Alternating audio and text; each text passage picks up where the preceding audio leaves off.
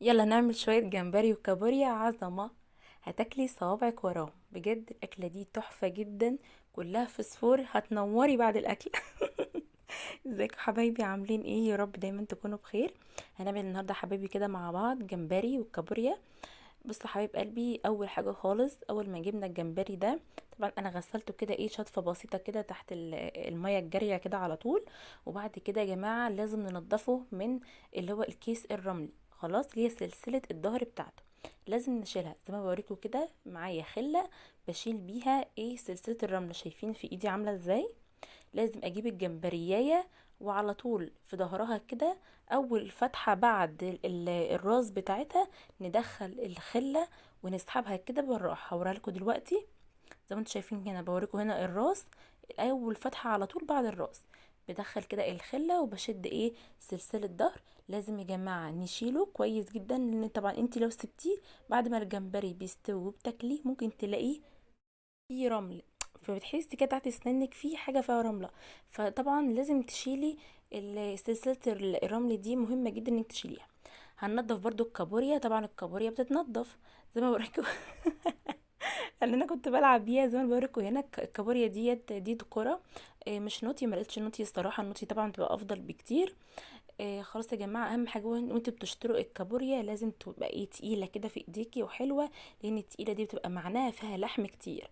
وزي ما انتوا شايفين كده بشيل الجزء الاخير ده اللي فيها اللي انا وريته لكم ده، لان ده طبعا مكان اعزكم الله الفضلات بتاعتها، فلازم نشيلها ونغسلها لان ده مكان الزفاره فيها. خلاص طبعا بقى يا جماعه احنا بنغسلهم ونشطفهم ايه وننقعهم شويه كده في ليمون لمده 5 دقايق مش كتير، وبنشطفهم على طول. خلاص وتاكلي بقى يعني شويه جمبري وشويه كابوريا نظيفه جدا ما فيهاش اي ريحه زفاره. خلاص دلوقتي بقى حبايب قلبي هنسويهم بقى الاتنين كده مع بعض على طول. انا معايا هنا شويه بقى خضار كده، جايباه كده مقطعاه، معايا فلفل اخضر وسبايسي وجزر وطماطم وبصل، وطبعا معانا توم ومعانا كرفس هتشوفوه دلوقتي. خلاص انا هنا بقسم الخضار اللي انا بحطه هنا في الحله دي بتاعت الجمبري، هحطه برضو في نفس الحله بتاعت الكابوريا. خلاص بحط هنا شويه ايه زيت كده الاول، وبعد كده بحط فوقيهم ايه شويه كده بقى ايه الخضار. طبعا حبايبي الخضار ده زي ما انتوا عارفين بيدي نكهة جميلة جدا للشوربة بتاعت الجمبري والكابوريا الصراحة. الشوربة دي بتبقى فظيعة. طبعا الخضار لما بيجي يتشوح بقى مع الجمبري والكابوريا بيدي تطعيمة حلوة قوي للشوربة. زي ما انتوا شايفين كده بقى حبايب قلبي بدأت تشويحة بسيطة خالص كده للخضار. خلاص لو انتوا بقى حبايبي حابين تستبدلوا الزيت اللي انا حطيته للخضار ده في الاول بمكعب زبدة صغير كده مفيش مشكلة، استخدمي اللي انت عاوزاه. خلاص انا هنا بقى كان معايا هنا ايه راس توم كده صغيرة. خلاص طبعا فرمتها وقسمتها كده ايه على الحلتين، حطيت نصها كده على الحلة بتاعت الجمبري والنص التاني على الحلة بتاعت الكابوريا. وبرده ايه بدي تشويحه بسيطه كده برضو لايه للثوم كده مع الخضار، حابه نكهه الثوم كده ايه ريحته تطلع. خلاص عشان هننزل دلوقتي بقى ايه الكابوريا والجمبري على الخضار الجميل ده ونديلهم تشويحه كده. يا سلام بقى على الجمال. تبقى الريحه فظيعه. شايفين هنا الكابوريا طبعا بعد ما غسلتها بقى ونضفتها زي ما انا قلت لكم في الاول وشطفتها كويس جدا، هحطها بقى ايه على الخضار. خلاص طبعا بحب يا جماعه ادي تشويحه الاول للكابوريا والجمبري، ما بحبش ايه انزلهم في الحله واحط عليهم الميه كده على طول، لا بحب اديلهم تشويحه الاول. خلاص طيب. طيب ايه بقى برضو هنستخدم لهم بهارات، هنستخدم لهم برضو كده بهارات بسيطه، هنستخدم ايه كمون وكزبره ناشفه وشويه فلفل اسمر وطبعا الملح. وهنحط تاتشات بسيطه كده هتشوفوها دلوقتي، ومش هنكتر اكتر من كده خالص في البهارات. خلاص انتوا شايفين كده ايه بحط طبعا الجمبري، طبعا الجمبري ده زي ما قلت لكم انا نقعاه لمده 5 دقايق كده في ليمون. خلاص طبعا بيشيل اي ريحه زفاره خالص خالص.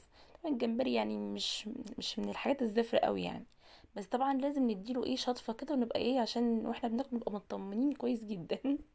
خلاص انا بقى ايه بعد ما نزلته، انا ما بحبش الصراحه اقلب في الجمبري كتير بالمعلقه. خلاص بحب ايه انطقه كده بالحله افضل بكتير. هتشوفوني دلوقتي بعمله ازاي. طبعا هنا ايه برضو بدي تشويحه كده للكابوريا. تاخدوا بقى يا جماعه شويه شوربه، نكهتها جميله ونضيفه وتحفه جدا.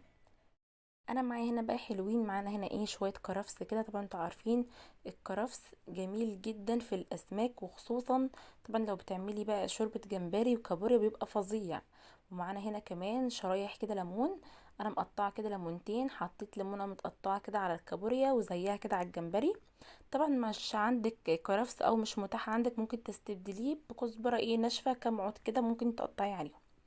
انا معايا هنا حبايب قلبي كده بهارات، معايا كمون وكزبره ناشفه وشويه فلفل اسمر صغيرين جدا، وورقتين لورا كده للكابوريا. طيب هحط ايه على الجمبري؟ برضو كمون وكزبره ناشفه وشويه فلفل اسمر صغيرين، يعني ربع معلقه صغيره، ما تحطيش كتير فلفل اسمر. وطبعا معايا هنا بقى التركه البسيطه اللي بنحطها على الجمبري، بشره بسيطه كده من جوز الطيب، بتخلي يا جماعه نكهه الشوربه خطيره فظيعه، جربوها تحفه جدا. طبعا بقى بملح الكابوريا، وهملح كمان الجمبري. طبعا انتوا عارفين انه ما بياخدش سوا، فلازم نملح من بدري وهو بيتشوح كده. خلاص.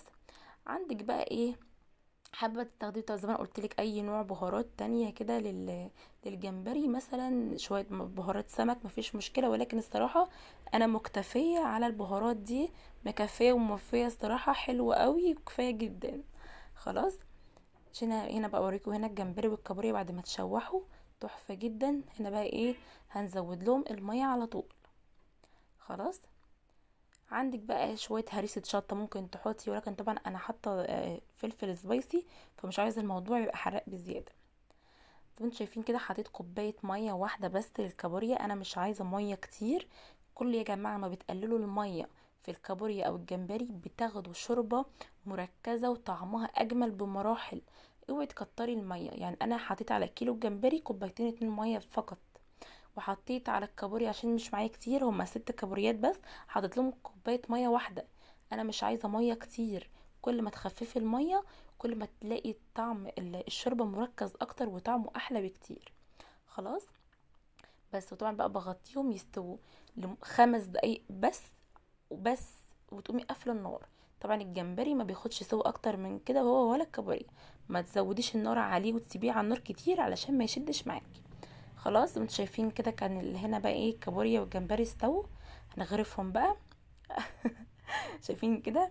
هنا شايفين ما شاء الله عليهم، الشوربه جميله وتحفه جدا.